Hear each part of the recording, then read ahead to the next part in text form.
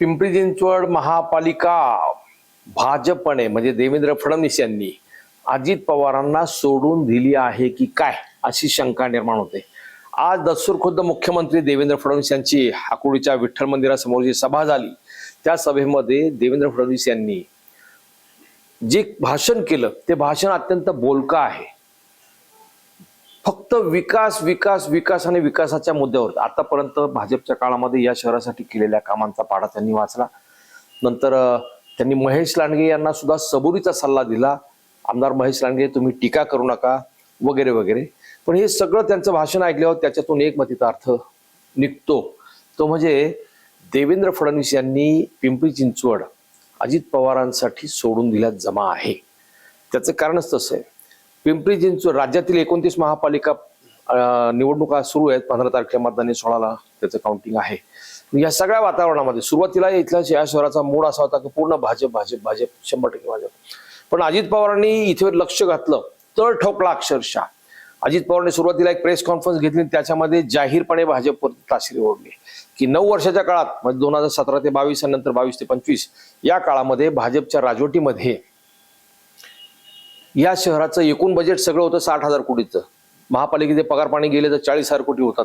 40,000 कोटीची कामं दाखवा असा त्यांनी रोकडा सवाल केला, म्हणजे तो अक्षरशः डोळे दिपवणारा। राज्याचे 5 वेळा उपमुख्यमंत्री असलेले अजित पवार यांनी भाजपवरती धुवाधार टीका केली विथ प्रूफ, आकडेवारीसह। आणि ते आकडे पाहिल्यावरती लोकांची मती एकदम गुंग झाली की हा काय प्रकार आहे। 9 वर्षामध्ये 40,000 कोटी रुपये खर्च झाले, पण कामं तर काही दिसत नाहीयेत। मग कामं तर दाखवा ना। भ्रष्टाचाराचे एक आरोप अजित पवारने जे केले ते अगदी कुत्र्याच्या नसबंदीमध्ये किती पैसे खाल्ले, वृक्षगणनेत किती पैसे खाल्ले वगैरे वगैरे। 70 लाखाचा पादचारी पूल 7 कोटी रुपये कसा केला, हे जे घणाघाती एक आरोप केले। नद्या प्रदूषित झाल्यात, त्याला सगळी एसटीपी ज्यांच्याकडे चालवायला आहेत ती मंडळी जबाबदार आहेत, ते कोणाकडे तर भाजपच्याच आमदारांच्या पीएकडे आहे, हे वगैरे वगैरे। त्यांनी एक मुद्दे असे खुले केले। ते सगळं पाहिल्यावरती म्हणजे जनतेला वाटलं आता अजित पवार तुटून पडलेत। आणि दुर्दैव असं आहे की भाजपकडून या विषयावरती कोणीही उत्तर द्यायला पुढे आले नाही। ज्यावेळेस सुरुवातीला प्रेस कॉन्फरन्स घेतली अजित पवारांनी, त्यावेळेस राज्याचे भाजपचे प्रदेशाध्यक्ष रवींद्र चव्हाण यांनी म्हटलं की दादा हे बोलतील असं आम्हाला वाटत नव्हतं, पण दादांनी याचा विचार करावा की त्यांच्याकडे सुद्धा एक बोट आहे।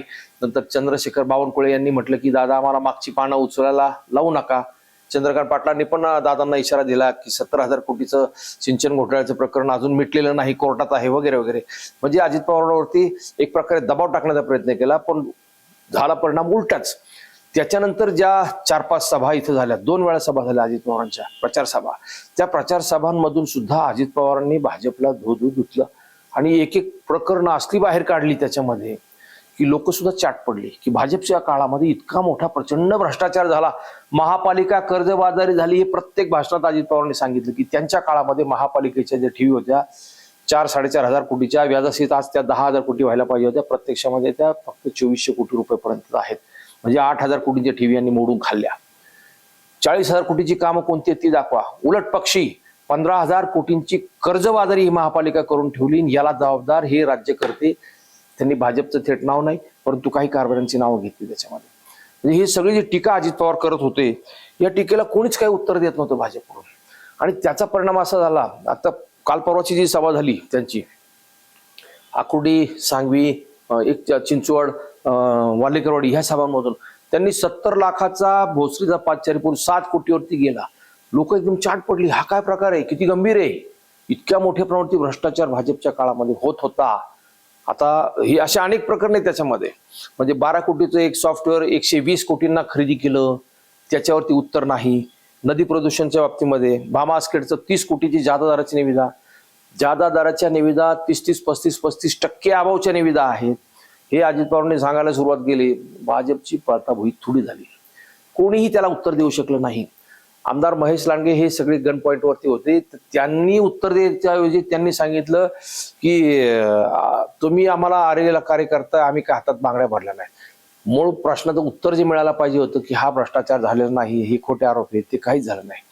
उलट पक्षी महेश लांडगेंनी ते असं चॅलेंजिंग स्वरूपामध्ये पिंपरीच्या कालच्या सभेत बोलले आणि त्याला नंतर रुपाली ठोंबरे, नंतर भाजपचे आपल्या राष्ट्रवादीचे इतर नेते ते सगळे भाजपवरती तुटून पडले. म्हणजे एक प्रकारे आरोप प्रत्यारोपांच्या फैरी सुरू झाल्या आणि ह्याच्यामध्ये भ्रष्टाचार हाच या निवडणुकीचा मुख्य मुद्दा चर्चेत आला.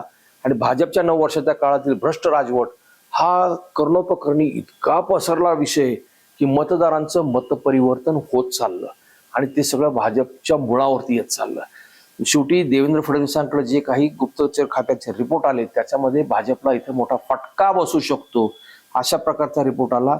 आणि मग हे आरोप प्रत्यारोपाच्या याला उत्तर देण्यात काहीच अर्थ नाही, कारण खुलासा कशाचा करायचा, भ्रष्टाचाराच्या आरोपावरती कशाचा खुलासा करायचा. कारण भाजपने इथे 2017ला सत्ता घेतली, ती राष्ट्रवादीवरती भ्रष्टाचाराचे आरोप करून सत्ता घेतली, परंतु आता त्याच्या कितीतरी शेकडो पटीने भ्रष्टाचार आता भाजपच्या काळात झालाय आणि त्याच्यावरती एक ओळीचंही त्यांना चकार शब्दाने खुलासा करता येत नाही अशी परिस्थिती झाली. म्हणून देवेंद्र फडणवीसांनी त्यांच्या भाषणामध्ये फक्त विकास विकास आणि विकास, या शहरासाठी आपण काय काय केलं ते फक्त मुद्दे मांडले आणि जे केलेलं आहे ते त्यांनी सांगितलं. त्याचं आपण स्वागतच करायला पाहिजे की त्यांनी महेश लांडगेंना सल्ला दिला की आपलं काम बोलतंय, त्यामुळे हा वैताग आहे अजित पवारांचा, हा त्राग आहे, हा राग आहे, जरा समजून घ्या दादा, ते रागावले म्हणून तुम्ही रागावू नका. त्यांना सांगायला काम नाही, त्यांना अनेक प्रश्न विचारले जातात, त्यांच्याकडे उत्तर नाहीत, त्यामुळे त्यांना आरोप प्रत्यारोपांमध्ये ही निवडणूक गुंतवून ठेवायची आहे. पण आपण विकासाच्या मुद्द्यावर बोलत राहायला हवं, म्हणजे आरोप प्रत्यारोप करण्याची वेळ येणार नाही. तुम्ही टीका करू नका, सबुरीने घ्या, असा जिथं देवेंद्र फडणवीसांनी महेश लांडगेंना सल्ला दिला तिथंच सगळं मर्म आलं. या पुढच्या काळामध्ये पुढचे राहिलेले 3-4 दिवस ह्याच्यामध्ये भाजप एका ओळीचाही खुलासा करणार नाही. भ्रष्टाचाराचे जे आरोप केलेले आहेत त्याचा खुलासा होत नसल्यामुळे जनतेला ते आरोप खरे वाटायला लागलेले आहेत, त्यात तथ्य वाटायला लागलेलं आहे. त्याच्यामुळं भाजपला त्याचा मोठा फटका बसू शकतो. म्हणून ते आरोप बाजूला सोडून त्याला सगळ्याला बगल देऊन फक्त विकासाच्या मुद्द्यावरती आता त्यांनी देवेंद्र फडणवीसांना सल्ला दिलाय त्याच्यावरती बोला. आता उद्या म्हणजे रविवारी भाजप आपलं राष्ट्रवादी काँग्रेसचे मुख्यमंत्री आपले अजित पवार जे आहेत त्यांच्या आणखीन 5 सभा आहेत. भोसरी मतदारसंघ ते पिंजून काढणार आहेत. भोसरी त्यांनी टार्गेट केलेलं आहे. मोशीपासून सभा, इंद्रायणनगर, भोसरीच्या टोटल 5 सभा आहेत त्यांच्या जवळपास काहीतरी. त्याच्या आधी उद्या त्या कलासागरला या त्यांच्या राष्ट्रवादीच्या जाहीरनाम्याचं प्रकाशन करणार आहेत. म्हणजे अजित पवारांनी किती मनावरती घेतलंय. अजित पवारांच्या 2 प्रेस कॉन्फरन्स झाल्या, आतापर्यंत 6 सभा झाल्या, उद्या 5 सभा, म्हणजे जवळजवळ अजित पवारांच्या 11 सभा होतात, 2 प्रेस होतात. उद्या परत आणखीन एक प्रेस होणार आहे जाहीरनाम्यासाठी. अजित पवारांचे टोटल सगळे प्रोग्राम पाहिले तर 10 ते 15 प्रोग्राम. त्याशिवाय मुस्लिमांच्या बैठका, ख्रिश्चनांच्या बैठका, उद्योजकांच्या बैठका, इतर ओबीसींच्या बैठका, ह्या बैठका काल कलासागरला घेतल्या. हे सगळं अजित पवारांनी ज्या पद्धतीने पिंजून काढले, महापालिका कोणत्याही परिस्थितीत हातात घ्यायचीच असे ह्याने ते चंग बांधून उतरले रिंगणात. आणि देवेंद्र फडणवीसांनी सुद्धा हे सगळी परिस्थिती पाहिली. आणि आजचं भाषण हे फक्त आज मुख्यमंत्र्यांची एक सभा झाली, याच्या पुढे सभा नाहीये. उद्या त्यांची एक रॅली शहरातून होणार आहे, पण ती रॅली प्रचार रॅली आहे, फक्त सभा कुठेही नाहीये. त्याच्यामुळे आता ह्या संपूर्ण ह्या सगळ्या घडामोडींचा अर्थ एकच निघतो की अजित पवारांनी केलेल्या आरोपाला भाजप चकार शब्दाने एका ओळीचंही उत्तर देऊ शकत नाही. म्हणून ते आरोप 100% तथ्य आहे. आणि देवेंद्र फडणवीसांनी ही सभा, ही महापालिका अजित पवारांसाठी सोडून दिल्या जमा आहे. थोडक्यात आपण त्याला स्पोर्ट्सच्या भाषेमध्ये समोरच्या प्रतिस्पर्धी खेळाडूंना बाय दिला, अशा प्रकारचा त्यातला एक अर्थ निघू शकतो. फडणवीसांच्या सभेमध्ये 2-3 महत्वाचे मुद्दे फार आलेले आहेत.